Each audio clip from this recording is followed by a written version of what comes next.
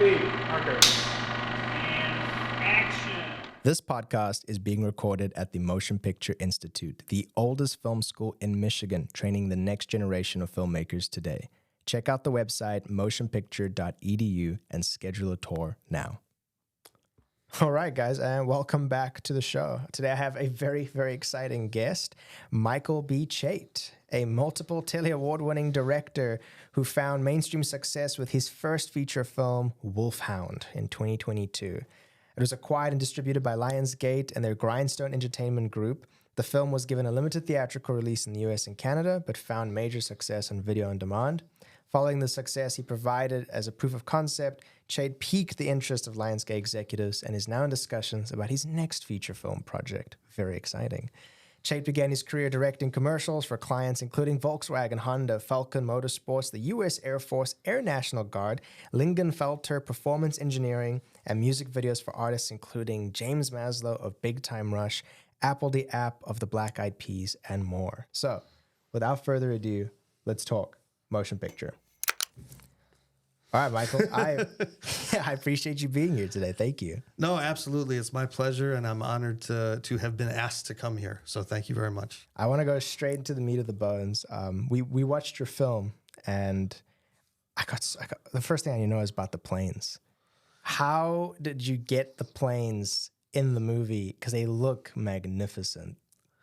Well, first of all, let me ask you, overall, thumbs up or thumbs down? Did you like it or hate it or somewhere in between? I'm very easy when it comes to World War II films because I'm a history nut. So as soon as I saw that, I was like, oh my God, this is gorgeous. Just all the air photography. I was like, this is insane that someone could even get that kind of quality at an independent level.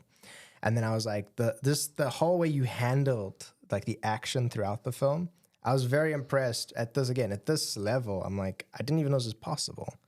So I had a great time watching the film.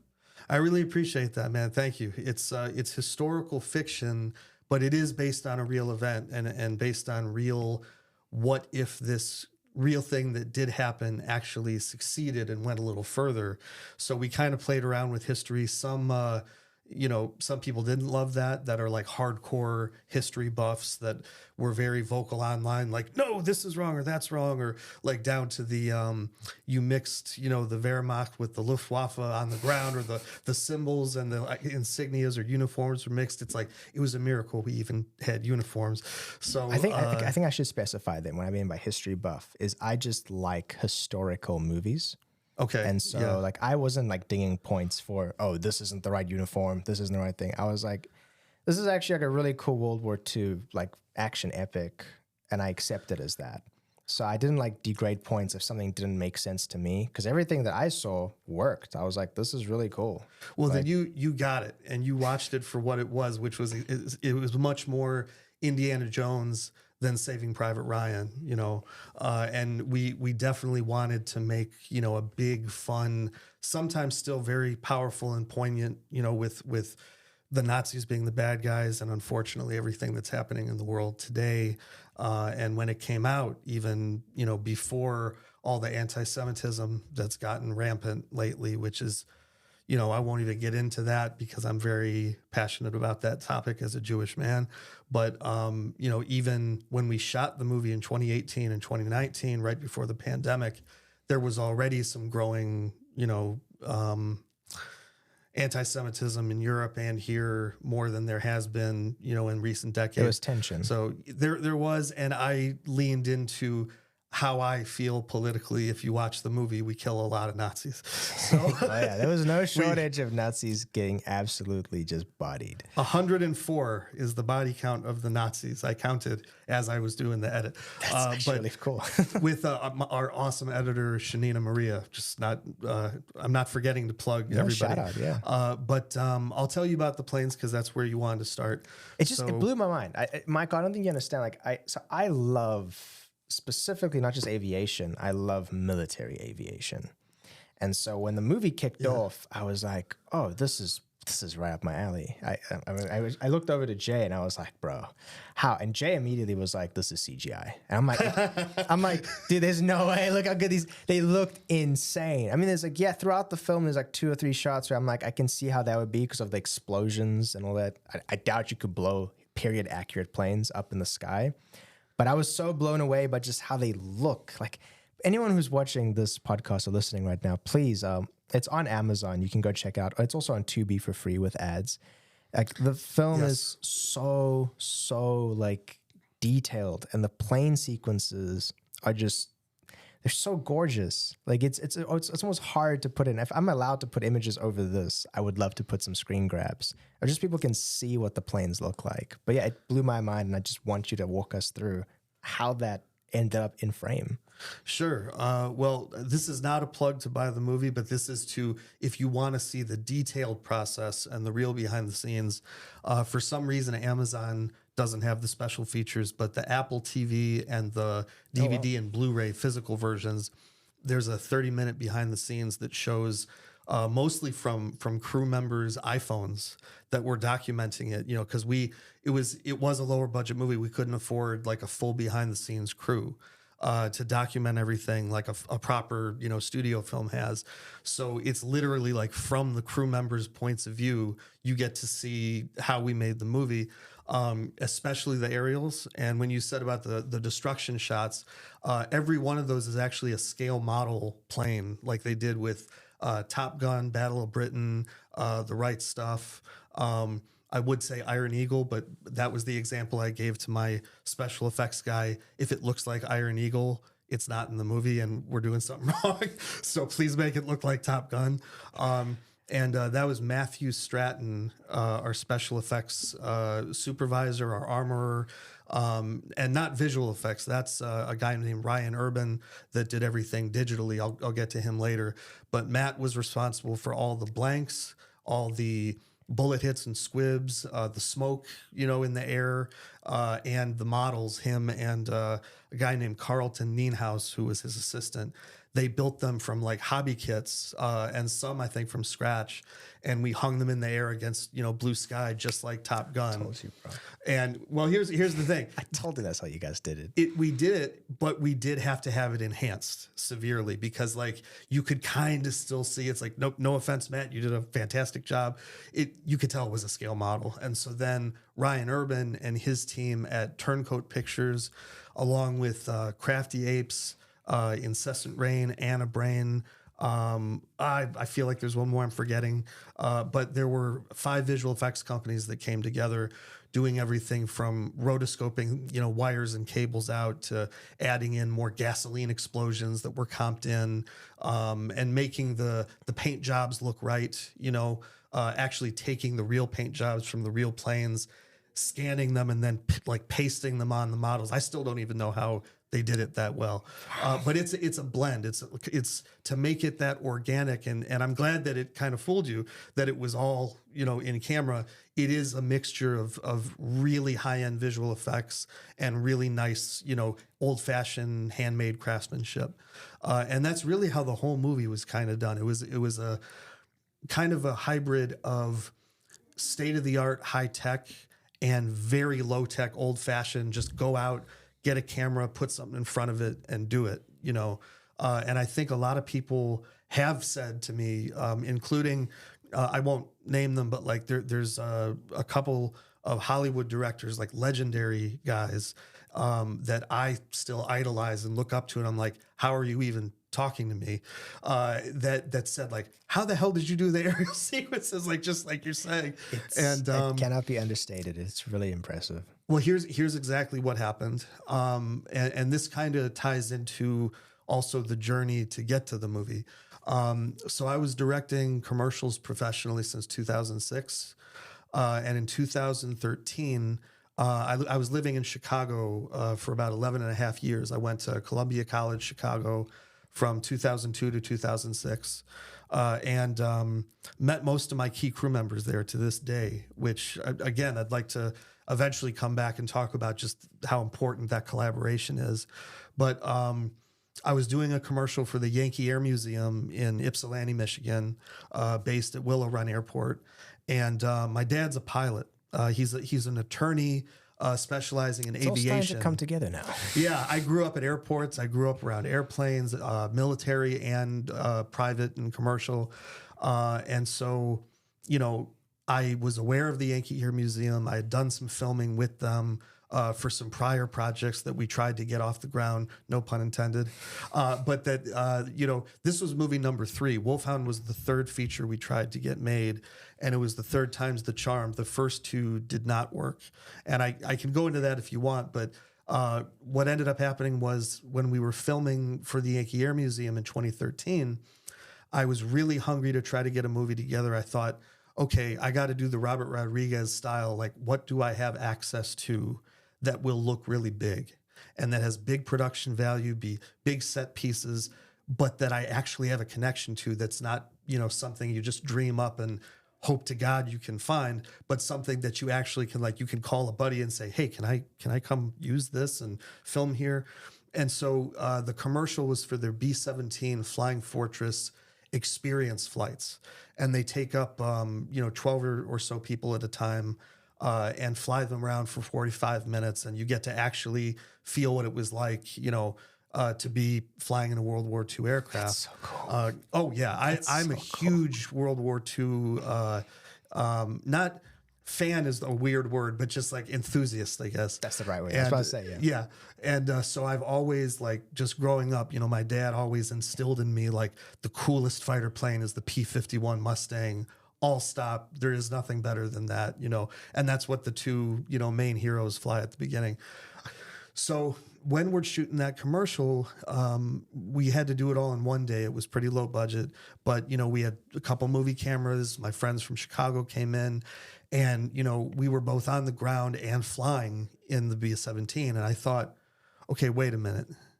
I think there's a movie here. Like, this is too cool to not try to make a movie with these resources, build a story around, airmen in combat or fighter pilots, and so I literally, from about 2013 until 2018, I mean, we wrote the script in 2014 and revised it, for the next few years as we were looking for financing.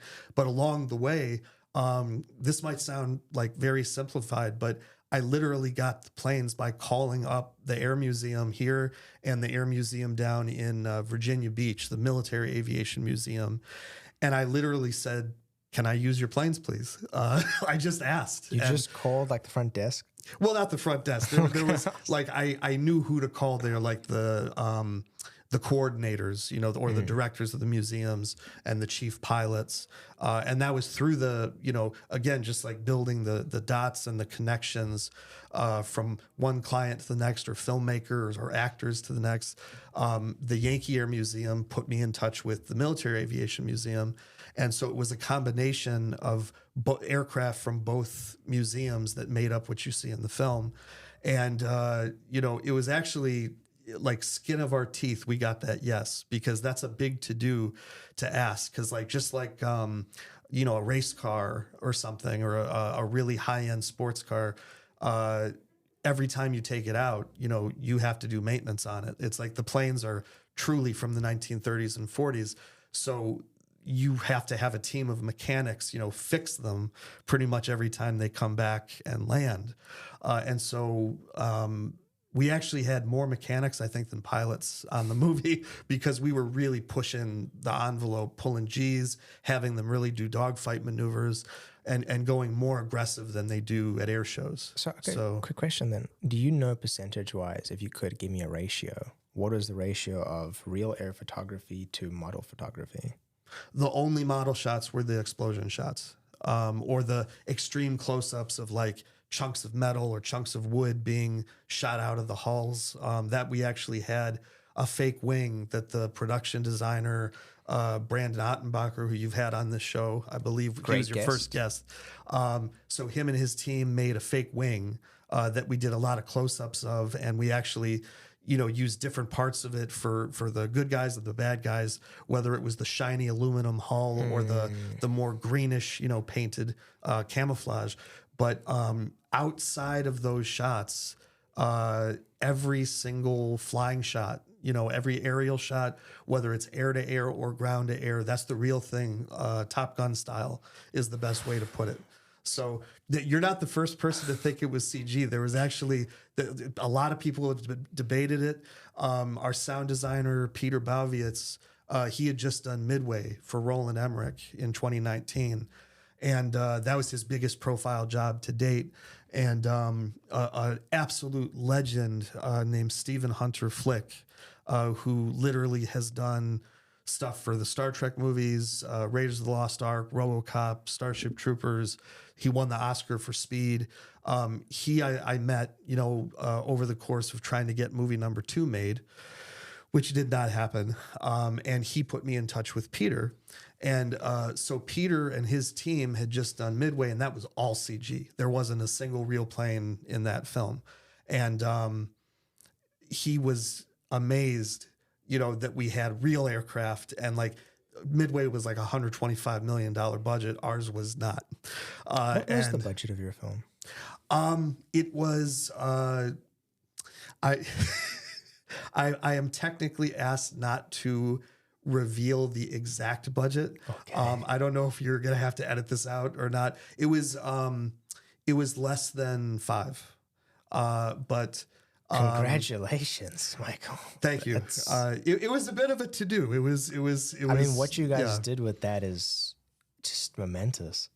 Thank you, man. I really appreciate that. And I'm still thankful it happened. Like it's, I don't take any of it for granted. I still pinch myself pretty much every day that happened. But to wrap up the CG thing, one of his Foley artists, Peter's Foley artist, who I can't remember the name, he called Peter and he was like, "Wow, their CG is better than Midway. How did they do this? This is way better." And Peter was like, "It's not CG." Must be quite a compliment, right? I had a good day from that. But it was all real. And I would be totally irresponsible to not mention the guy that really made it possible and safe. Well, the pilots themselves were all excellent. The lead fighter pilot was, oh no, I'm blanking now. You're going to please edit this part out. Crap. It's okay. Oh my God. Tell you what, when you give me their name, I'll just put their photo right here. We'll put their photo and their name right here. Okay. Jay, you got a shot of me right now, right? Yeah, they'll be right there. The sad thing is, I think his name is Michael, like mine, and I can't remember the last name. But okay, edit from this point in. So Craig Hosking was our aerial coordinator and lead camera pilot, and he had done all of Christopher Nolan's movies. Like he did all the Batman movies. He flew for pretty much everything since he did Tenet, Oppenheimer. I wasn't allowed to tell people what he was doing when he was doing those things. Seems fair. And then he's worked for Michael Bay many times, both commercials and like Pearl Harbor, and just he's one of the leading aerial coordinators, second unit directors, and photographers in Hollywood. He mostly flies helicopter, but for this it was a fixed wing Aerostar kind of aerobatic plane. And the aerial DP, Dwayne McClintock, who I've known since about 2009 when we were trying to make movie number 1, and we finally got to do it. Those two guys did all the photography and all of the insane camera moves and the visuals up in the air, plane to plane. And they used a shot over camera system, which is similar to what Space Cam used to be. Like it's the ball camera that hangs down and can go 360 degrees. And it would be, about an hour to an hour and a half flight at a time. And then everyone had to come down. The planes had to get fixed. The men had to rest. Everybody had to have like a break. So it's kind of like you're on for an hour, you're off for an hour and a half or 2 hours. You're on for an hour and a half, you're off for 3 hours. Or else you exhaust people and you risk safety. And safety was our number one priority. I'm not just saying this to sound good, but from Craig coordinating everything in the air, which actually meant like every single hop, every flight, he had the pilots, walking around the hangar like this, as their airplanes like blocking out, like, okay, you go here. When you bank this way, you do this. When you dive this way, you do that. So everything was walked through, just like a stunt coordinator would coordinate an action sequence on the ground. So it was extremely planned, and very rehearsed, and everyone knew what the other person was doing. Otherwise, I mean, there's no way it would have been safe. And, you know, again, everything on the ground that Matt Stratton did, that our stunt coordinator, Ely Barta, who's done most of the big films, you know, here in Michigan and a bunch in LA. And he was one of the stunt drivers on Ferrari recently. He's done the Transformers films. He almost like, I think got killed on one of them because he got like broken ribs or something, and was in the hospital, I believe, for a little bit. But then he came back to work. That's how badass he is and his work ethic. But the whole film, with all the action we did in the air and on the ground, the most we had were a couple of people had bruises on their hands or like a cut on their thumb, and that's it. And Wow. I'm still It's to this crazy day thankful. because you have some shots where people are like jumping out of cars as they're exploding and stuff like that. I'm like, man, Yeah. I'm like, there's one jump. There's one jump. I think it's like, I don't want to give any spoilers. There's a sequence where a car explodes and a guy gets thrown out of the vehicle. And even Jay said when he saw this guy like flip through the air like 4 times, he's like, man, look at that form. Like, there's this like 4 somersaults in the air. And I guess I need to know now, as a director who did a film that has, you know, such extravagant action sequences, like how do you coordinate? Like how do you yourself, when you write the screenplay, is it written into the screenplay? Is it something you just figure out with your coordinators? Like, does it say like 2 sentences and then they fight and then you move on? Or do you like detail it in the screenplay? Like, I'm very curious to know what that process is like to conceptualize the action and then to film the action. Well, that's a very good question because it kind of varies based on the sequence, and also based on, for lack of a better description, at what point in the process, how much do I know what I'm doing at that point versus having an idea, but it's not totally, you know, a shot to shot formed sequence yet. Like there were some things when Tim Ritchie, who wrote the script, he's been my writing partner since like 2003. You know, from the moment that he wrote something, I could visualize like, okay, this is exactly how I'm going to shoot it. These are the focal lengths I'm going to use. Like I'm a very visual director. Thankfully, I taught myself at film school. I learned, and outside of film school, I was kind of a self-teaching student. A lot about cameras, a lot about lenses, a lot about, you know, what will this give you on the screen versus this, so that you're not just relying on a director of photography or a stunt coordinator, because and sometimes you do. I mean, there were times on Wolf Hound and many other shoots where I've said, okay, you choreograph this, make it awesome and safe. Here's what I want. And, you know, what's the best place to put the camera? You know, what's the best place to put the stuntman? Most of the time, you know, I've got that in my head. But if I don't know it, I totally defer to the people that know better. And I'm also not saying anything against directors that are not as visual and pay more attention to the acting and the storytelling through the acting or through the dialogue, and letting a DP shoot the movie more, you know, taking care of the visuals. I just happen to come from that, you know, the school of, you know, Ridley and Tony Scott, James Cameron, John Woo, Michael Bay, Sam Raimi, Russell Mulcahy, John McTiernan, like guys that are so visual that if you push the mute button, you know, you can totally know everything that's going on because the camera is telling the story just as much as the script or the actors. But again, you know, to stay on the point, there were certain sequences that we did little stick figure storyboards for. I can't draw worth a damn. So my storyboards look like little stick figure, you know, Saturday morning or Sunday morning cartoons. There were some that we did as many little tiny like micro machine sized planes and shooting it with our iPhones to storyboard the aerial sequences. And you can see that on the documentary. Cool. Oh, it was hilarious because it was like me, the DP, Wes Gathright, who's been one of my main DPs, my main DP actually since 2006. And I met him in 2004 at film school. It was me, him, and Shanina Maria, our editor, holding the planes. It's like, okay, go this way, go that way. And then the camera goes like that. And I would send those to Craig, our aerial coordinator.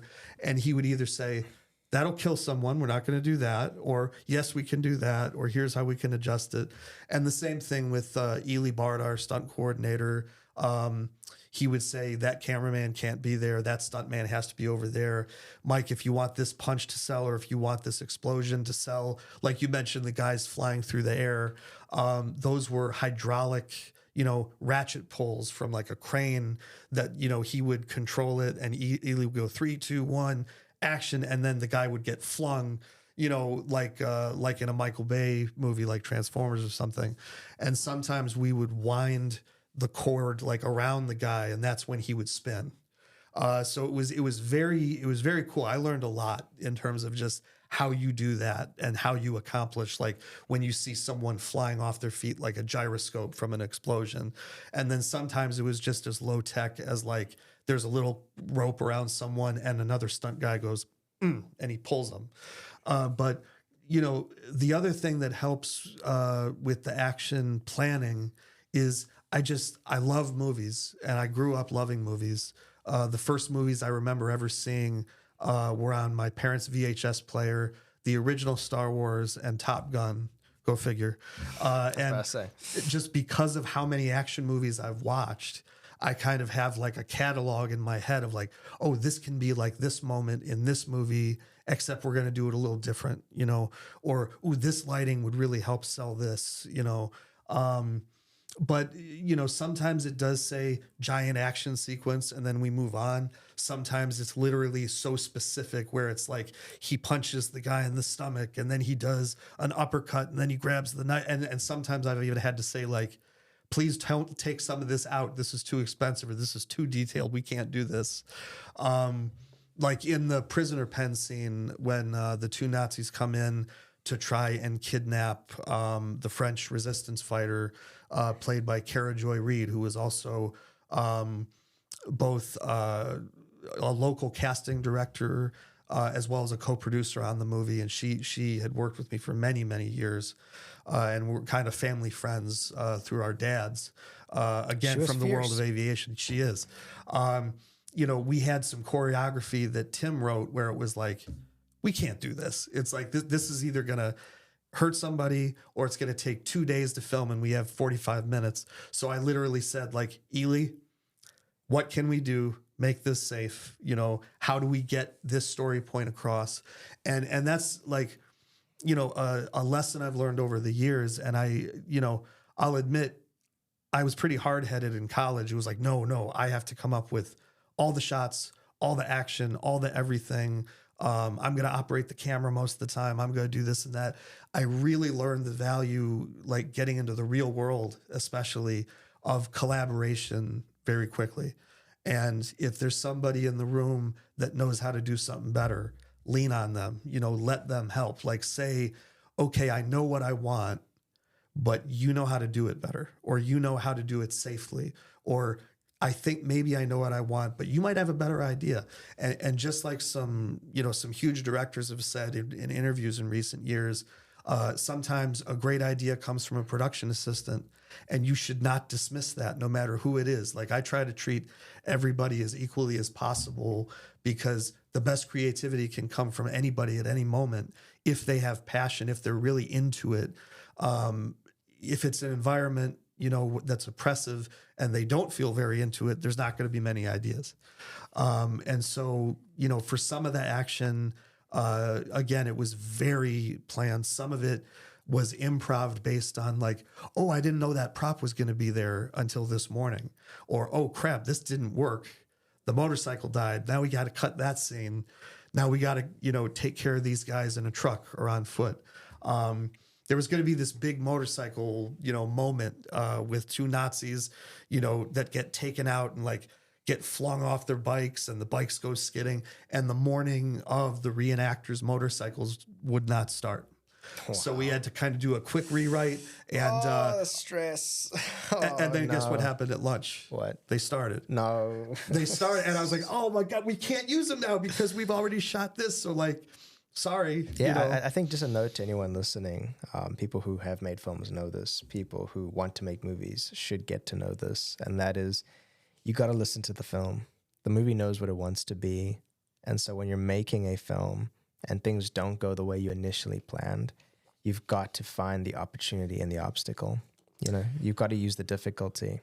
Otherwise, the film's talking to you, essentially. That in that case, I choose to believe that's the film's way of saying to you, this isn't going to help us. Like, this is cool. It's a cool idea, but this isn't like what I need, like, for this movie to work. And then you find something that ends up ultimately being better or more effective for the story. In my situations, it's been a lot of that.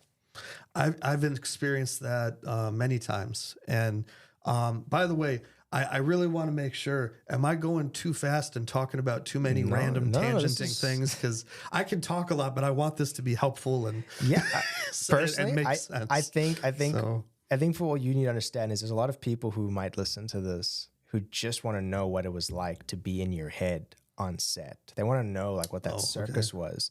And so when you go and talk and describe these situations in as much detail and depth, it provides a lot of, in my opinion, like demystifying. Because it's like, most people, myself included, if we saw this film and just don't know anything about you, like it just feels like, how does anyone ever make like something this cool? Like you know, the planes alone, you just look at you like, wow, this is insane. This must be like a $200 million big budget film. Like there's a lot of that, like, I guess, the way I describe it is barriers or like gatekeeping, where it's like, how does one even get to know that process? And then you're kind enough, you're generous enough to share your time and talk to us. And then we just get to break down your process. And then it really becomes as simple as a creative who collaborates with other creatives, and then they try their best to make the best output they possibly can. And that's a beautiful process. And that makes it a bit more obtainable. It takes away the mystique, but it still allows it to be, you know, I guess in its own way, cool. That's a much more concise way of saying it than myself. I talk a lot, but no, absolutely. And, you know, to kind of back up a little bit, you know, this was my first movie, you know, movie. I'd done a bunch of shorts, a bunch of commercials, a bunch of music videos. Yeah. And I wanted you to tell us why a World War II epic as well. Well, it was partially because, one, I wanted to try to make, I'll be honest, I wanted to make a bigger splash, you know, something that was more notable than your, let's say, your typical, you know, and not demeaning anything, but just like an independent film that's a lot of talking, like talking heads, you know, basically. And some of the best movies in history have been that. Yeah, I mean, I was actually thinking the mumblecore genre is pretty good. Well, even like the classic, like 12 Angry Men, you know, I literally was thinking about that for some reason this morning and just thinking, man, that'd be nice, you know, to just to do something so contained and simple, yet very complex from a dramatic and acting and character standpoint. And you don't have to, you know, do the kind of epic production that we did. Yeah, you don't have to rig explosives or anything. Well, you could still find a way to do it, I think. But that's the spirit. The truth is, I not only wanted to do something big, but also, you know, my favorite movies are action movies that are either action comedies or action dramas that really do feel, you know, powerful in some way and have real emotion. And, you know, World War II, literally, we were facing, the world was fighting the greatest evil ever known to man, which is still, I believe, the greatest evil known to man today, unfortunately. And it's not being fought on a worldwide military scale, but it is still being fought. And, you know, I don't even want to go into the current events right now because I'll get off on a very impassioned rant and you'll have to bleep me. But, you know, it seemed like it was a good topic. I was very knowledgeable from video games, from my love of classic war movies. My parents raised me on stuff like, you know, The Great Escape, Battle of Britain, Where Eagles Dare, The Longest Day. God, so many other movies. And I felt like I can do this. I felt like this is a good starting place, and I'd rather do something that even if you shoot for the stars, you'll land on the moon, or if the other way you shoot for the moon, if you miss, you'll land in the stars. Even if I screwed it up, it would hopefully be notable enough because of the content, what's on the screen. And it was definitely not the easiest thing in the world to get together. I mean, it was crazy. It was, a miracle that it actually worked. And we were dealing with, some very large scale locations, large scale action, a lot of people. I mean, but again, because of the type of budget, some days we had about 100 people plus on the set. Wow. Some days it was, not including me, 3. I mean, literally 3 people sometimes getting little inserts. Take note, guys, people at home who think like feature films are unattainable. You can go in the same production from 100 crew members to 3 and still make a killer movie. You really can. You really can. And I can't not mention my producing partner, Sue Witham. And she's a legendary local producer of commercials. And her family, they have a company, Rare Medium Well Done, which I'm not kidding, took me about 2 years to get. I didn't get the joke. I was like, that's a funny name. I wonder why. That's it. Okay. So I felt like an idiot, but so her cleverly named company, she's been a rock star. Like, everyone knows her. Everyone's worked with her. If you haven't worked with her, you should, and you probably will. And her husband, Steve Witham, is also a local director and DP. She worked with me on a commercial way back in 2011, and that led to her producing this movie with me. And I think I know we had talked before, in the pre-interview about how I got to this point. I think this would be a good moment maybe to just touch on that for a minute. Please. So I grew up in West Bloomfield, went to Andover High School, which is now the Bloomfield Hills High School. They tore it down and rebuilt it. I'm not sure why, but they did. So someone made money. But anyway, might want to edit that out. I went to school in Chicago, Columbia College, for film directing. And I met my DP, my composer, my writing partners, some of my producing partners, actors that have been with me for 20 years. It's like they really tell you network at film school, and they weren't kidding, because the people that didn't do that didn't come out with a team, and I came out with a team. So if I said, hey, let's go do a spec commercial on the weekend, or, oh crap, I got a real job, but it's not a lot of money. I could rely on my team that I had become friends with and had worked with on countless sets, whether they were student films for class or extracurricular films. I shot all over Chicago, and it was all just like, a 16 millimeter Bolex, hand crank camera. I miss film so much, by the way. Film is still better than digital.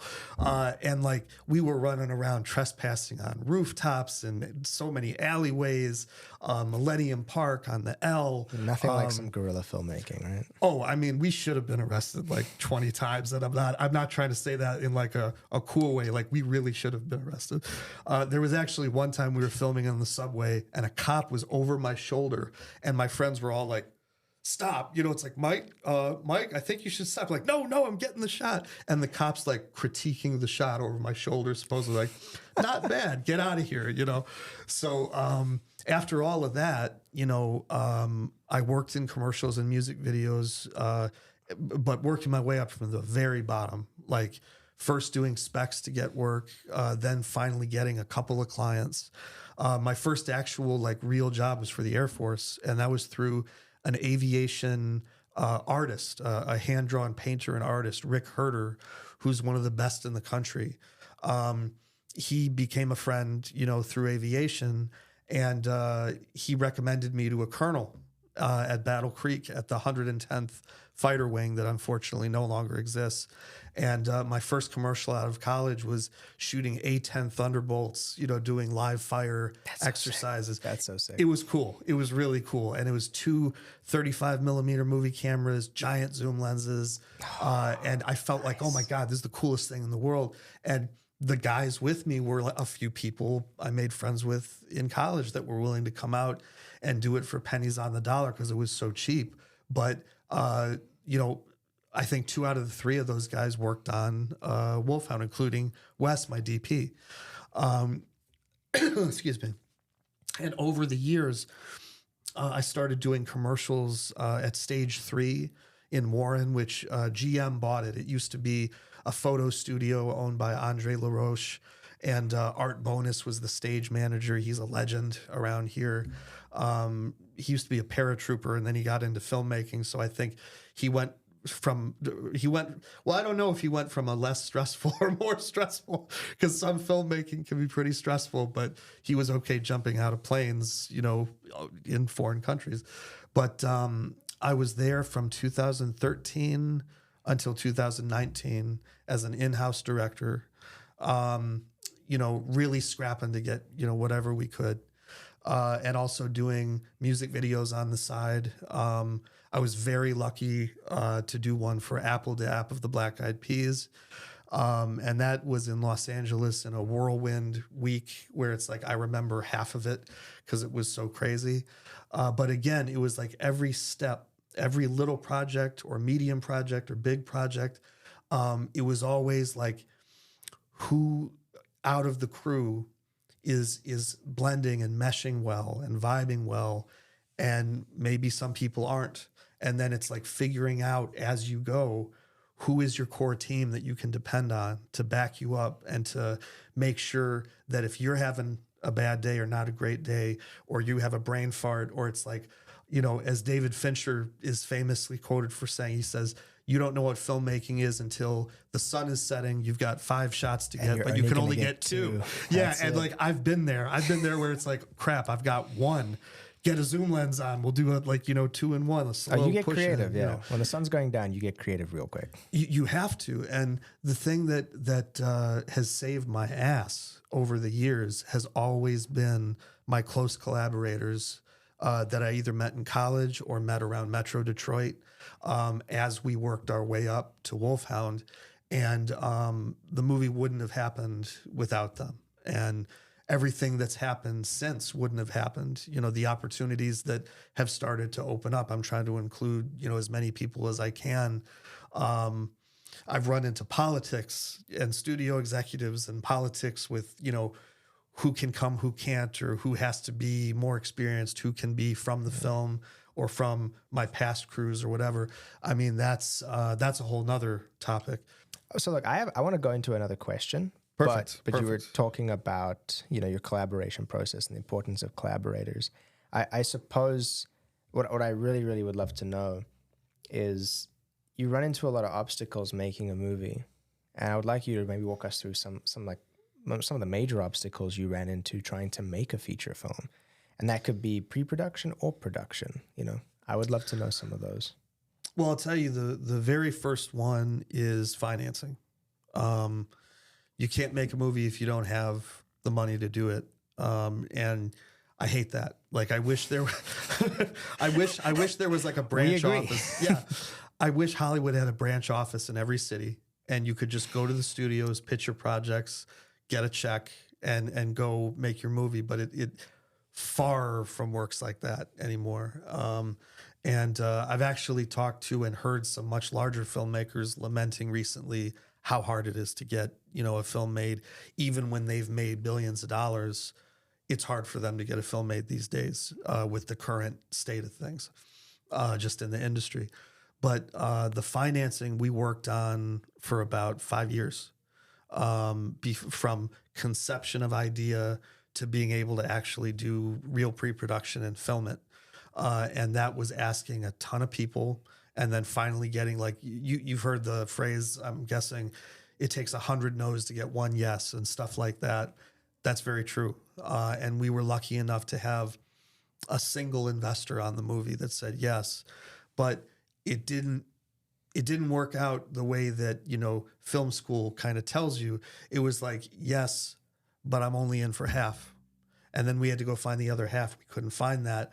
But then we finally got an actor, James Maslow, from Big Time Rush, the band and the TV show. Big fan. He's awesome too. I couldn't have asked for a better partner, collaborator, leading man for the first movie. He was great. And he was full of ideas. He was full of passion because he really wanted this to work too.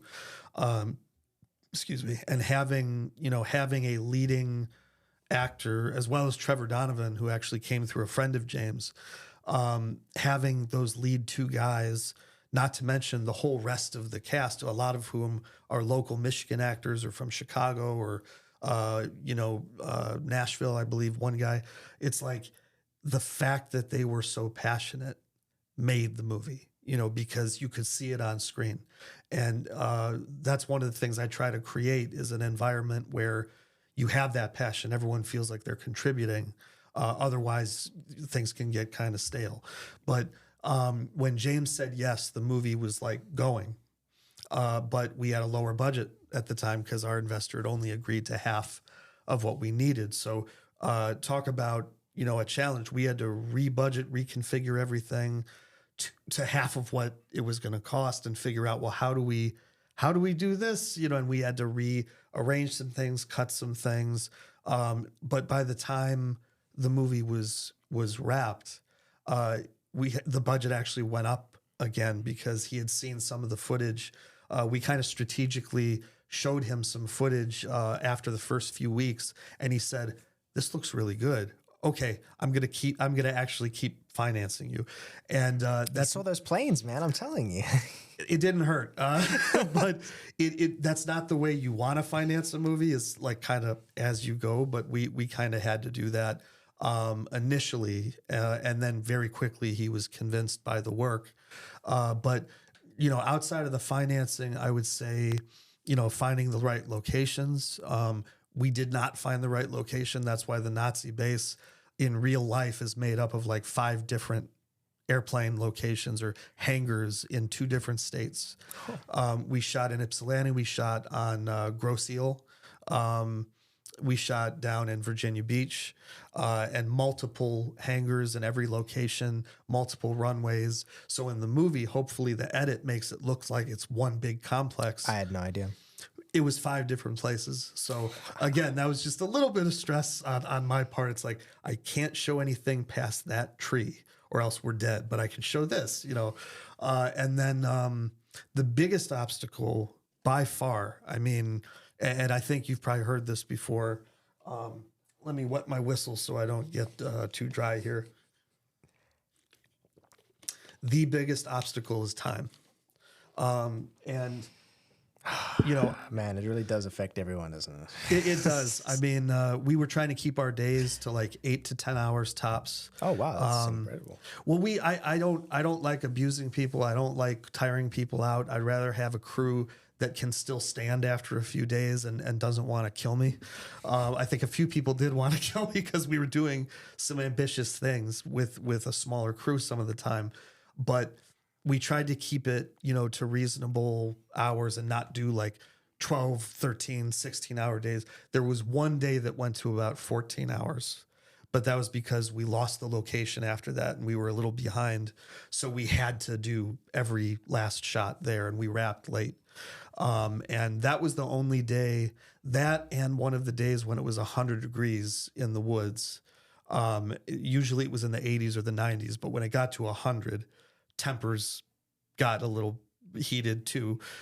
So those 2 days, the running long day in the hangar and the hot morning in the woods, not as good. But the everyone apologized afterwards though. Like as soon as the temperature went back down, everyone was like, "I'm sorry, man. Everything's cool." And it was kind of funny. Yeah, I suppose that's something we should also, I guess, not justify, but give a little, like, I guess, a bit more clarification. Sometimes film shoots can be tense. Things can be stressful. Oh God, yeah. And sometimes people aren't necessarily their best selves. And that's not, again, a justification, but it's like when you look at the pressure, you know, when you're in a corporate office, you're paid to be there for those hours. You're going to be back tomorrow. On a film shoot, like you might not have that location after that day. You might not have that actor after that day. You might not have, you know what I'm saying? There's a lot, like it's a lot of schedules. So Scheduling and time. Yeah, it can go bad really quick is what I'm trying to get to if you're not in the moment, you know, just hyper focusing, and that can put people on the edge. Well, and I, unfortunately, and I'll admit this, in college, I didn't know that. And I was just like, it's all about the content and the image and what we're getting. And Cinema. Yeah, it was like whatever it takes. And, you know, I pissed a few people off that were like, oh my God, that shoot was grueling, you know, and it was. And I was like, after a few shoots my junior and senior year, I was burnt out for like a couple months afterwards. I didn't want to touch a camera. But I love movies too much to do anything else, so I'm still doing it. But I have learned over the years how to rein in, you know, as a director, it's not always great to show that you're stressed. You know, you're the leader you're the captain of the ship, you're the leader of the shoot. And if you're not, you know, leading it with a sure hand, sometimes you have to fake it like you actually know what you're doing as you're kind of making it up as you go. Sometimes you really do. And any director worth their salt will be honest about that. You know, I also had to learn how to treat people always more respectfully, with kindness, with, you know, I joke a lot. I make a lot of jokes on purpose on the set to keep people laughing, or to, you know, maybe surprise them with like, you know, a bit of profanity when they didn't expect it, and just like keep it as light as you can, because it is grueling work. It is very stressful. Equipment is really heavy. It takes a lot of time to light one shot, and every day you're trying to get at least, you know, 15 or 20. You know, some days I think I've gotten 40, and like you want to fall over after that, but then you have to come back the next day and do it again. And, you know, I actually got some really great advice from a mentor of mine, Jonathan Frakes, who played Commander Riker in Star Trek: The Next Generation. Oh, wow. And he directed Star Trek First Contact, which is one of the best Star Trek movies ever made. It's like that and Wrath of Khan, like that's it. And he also directed Insurrection. He directed a bunch of the new Picard, Discovery, Strange New Worlds. Like he's one of the most accomplished like television directors, but also just for First Contact alone, he's one of my favorite movie directors. And through the Yankee Air Museum, they actually had a volunteer there, Bob Catalano, who is also a booking agent at Star Trek conventions and like Comic-Con conventions. So I met Worf and Riker through him. And Jonathan Frakes, I called him the morning of the first day of Wolf Hound, and I was freaking out and I was scared shitless. And he basically talked some sense into me, calmed me down, and said, you know, he gave me some pretty sage advice about how to be a little looser with your shot list, how to be a little more aware of time, but, you know, allow this to be a little improv, allow, you know, your B camera to do this while your A camera is doing this. And he saved my ass because there was a lot of times when if I was tense and I was stressed and I let that overcome me with just looking at my watch, like, oh God, how are we going to get all this done? It would be the same thing every day. You know, by lunch, I'm not cutting shots, but I'm combining them. And it's like, do I really need this? Or should I concentrate on this? You know, and it's just the usage of time and the amount of time that, like, you know, there were some shots where I literally had the whole producing team looking at me like, do you really need this? You got to move on. And I was like, this one, yes, I'm sure we're doing this 20 times if we need to. The movie doesn't work without it. But some other shots, it's like, yep, one take, okay, done, moving on, because this is not as crucial, you know, and kind of learning. Ooh, that's interesting. You kind of learn that over time, just instinctively. It's like when you're looking at the monitor through the lens, it's like, that's the movie. That's got to be in the movie. And then some other times it's like, this scene might get cut out, and like we need to do lunch soon. So like let's get through it. Let's get the performances right. Let's get the visuals right. But maybe we don't need the extra 30 minutes of light tweaks, you know, because you're going to go into overtime and you're going to get screwed. And you know, right along these lines, last weekend I just shot a political campaign ad for a dear friend of mine, Aisha Faruqi. Vote for her for Michigan House District 57 Democrat. But anyway, we were shooting in a Coney Island that was kind enough to shut down. And so we had like our own Coney Island, which was, I love Coney Island, so I was excited. The smoke machine broke. And the whole lighting scheme was designed around shafts of light coming in through the Venetian blinds, like a very Tony Scott, late 80s, early 90s look, right? And the DP, Cameron Petramali, who's the second most frequent DP I work with, he's a co-owner of 1104 and Light Modifiers in Chicago.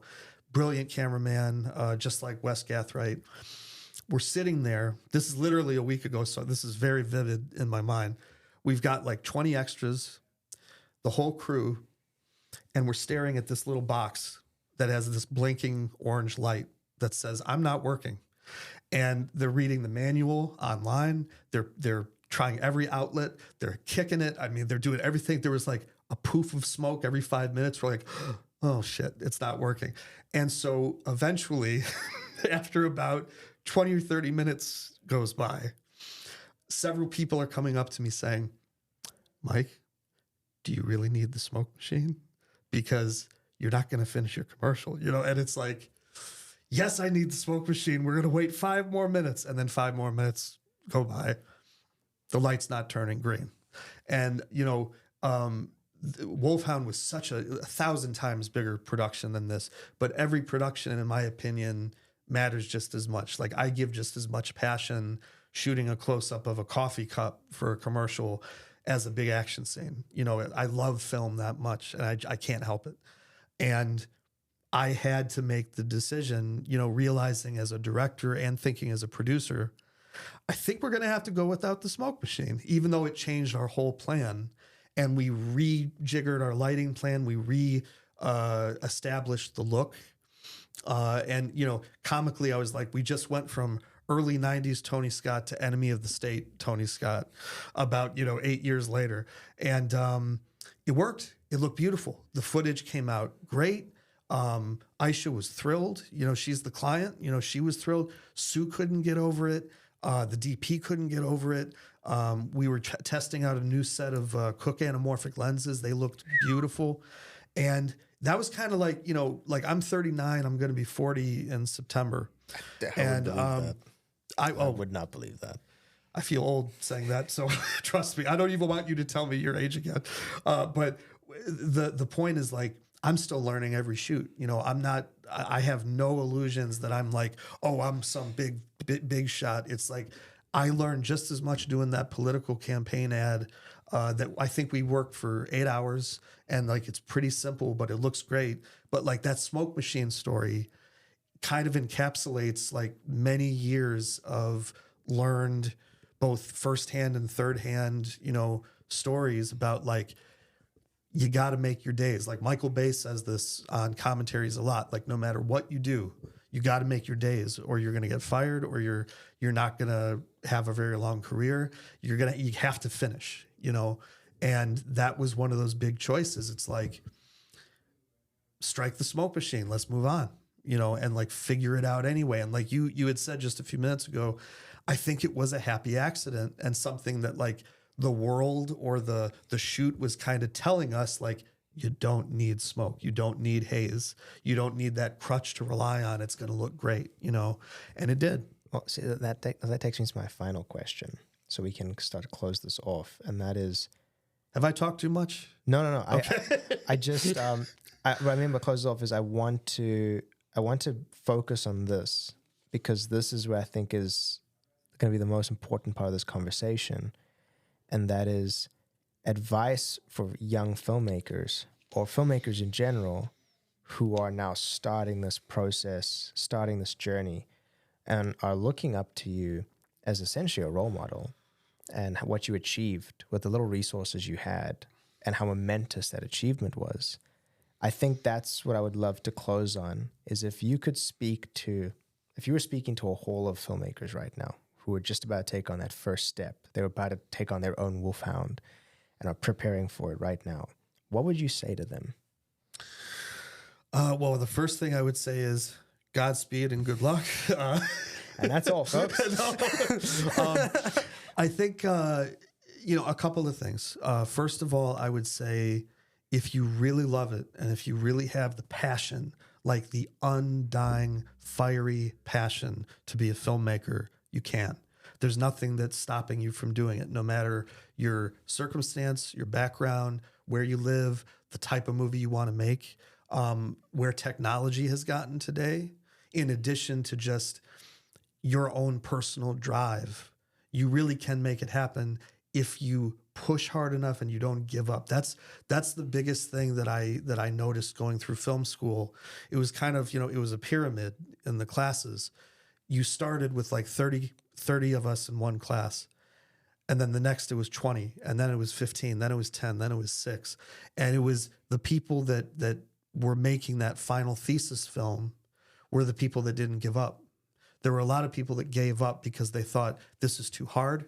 I thought it was going to be a party school. I thought it was going to be so much fun and we were just going to watch movies and shoot fun stuff. It's a lot more than that. It's a lot of things to learn and a lot of very tough shoots that you have to put yourself through to kind of get your skin thickened up so that you can survive a professional shoot, because it is stressful. It's not the easiest thing in the world, but you can make it fun if you have that passion and that want, and you say, I'm going to be one of the people that's still here that didn't decide to go home or didn't switch careers or didn't decide I'm going to go party instead of edit. I'm going to go do this other thing instead of focus on my screenplay or focus on my pre-production for the shoot. I'm obsessive about it, but, that truly is like, I know, James Cameron, who's my probably favorite director of all time. He was quoted so many times over the years, just get a camera and start shooting. You're a filmmaker. It's not that easy. It's obviously not, you can't make T2 and Titanic like that. You have to work up to it. But I think, advice-wise, again, you can't do it by yourself unless you want to make documentaries.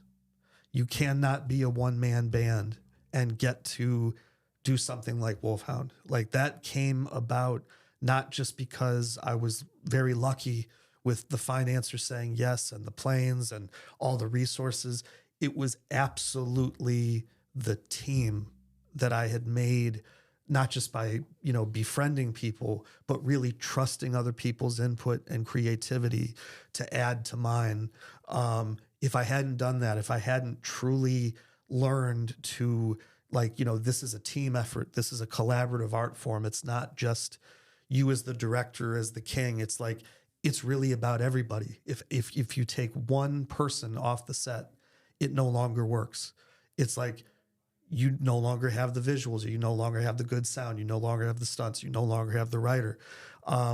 You really do need to, network and value the relationships and foster them and keep that going so that you actually have a production team that can actually enact the stuff that you think of. Any crazy thing you think of, you can do, with modern technology, with modern digital cinema cameras. If you have a good story, you can figure out how to do it. But the first piece of advice is definitely form a team. It's like the Avengers or Justice League. It's like you can only conquer that and accomplish something like that if somebody's got your back. And in my case, a dozen people or more, had my back, that if it wasn't for them, the movie would not exist. But the other thing I would say is just, again, the perseverance to continue growing and continue making, whether it's a music video with your friends, a spec commercial, a short film that's a narrative, you get better every time. No one is Steven Spielberg the first time that they pick up a camera. You know, I'm way better than I was in college. And in college, I was way better than I was in high school. In high school, I was making movies in my backyard with my friends thinking, I'm the greatest. You know, this looks so cool. And like now, no one will ever see that stuff. But it's like you get better every time you pick up a camera and you shoot.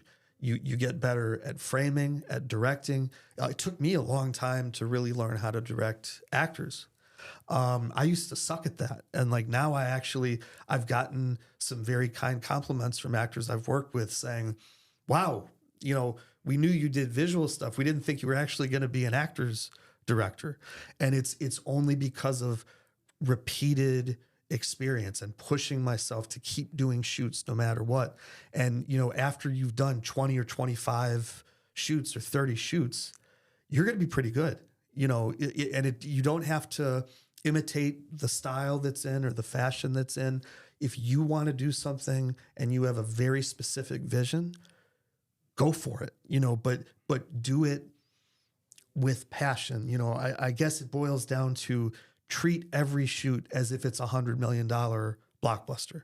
You know, always think of it like, if I have a chance to make a movie or a commercial or a music video or whatever, why not use all your passion, all your energy, all of your pent up artistic ability and throw it all out every time you do it? You know, put it all on the screen. Don't leave any sweat, you know, not accounted for. Like if you, like, you know, the phrase, like, leave it on the stage. Like if you do that, even if you're doing the most rinky dink, tiniest little corporate video, and you're just like, oh my God, you know, I can't believe this is what I'm doing. Make it the best looking corporate video ever, because the reason I got to do Wolf Hound is not just because we had a cool script and a cool idea. I had to present, you know, 15 years of work in a presentation to the investor and say, this is what I do. This is what I can make it look like. This is what I can do with action. This is what I can do with an actor's eyes and with faces and with creating emotion, you know, in this kind of scene. And had I not been able to show a portfolio of that, he wouldn't have given me a dime. Because you need to come with kind of the proof in the pudding. And that's why, like, you know, some people in film school blew off in-class assignments of like, go make a 2-minute short in Grant Park in Chicago. It's like, I really tried to make it seem like a blockbuster. You know, other people blew it off. And some people, it was in between. And it's really just, it's all about treating filmmaking as important as you can, as passionately as you can, and you will eventually catch people's attention, because not a lot of people do that. It's like the people that do that stick out, and you're like, I want to work with that person.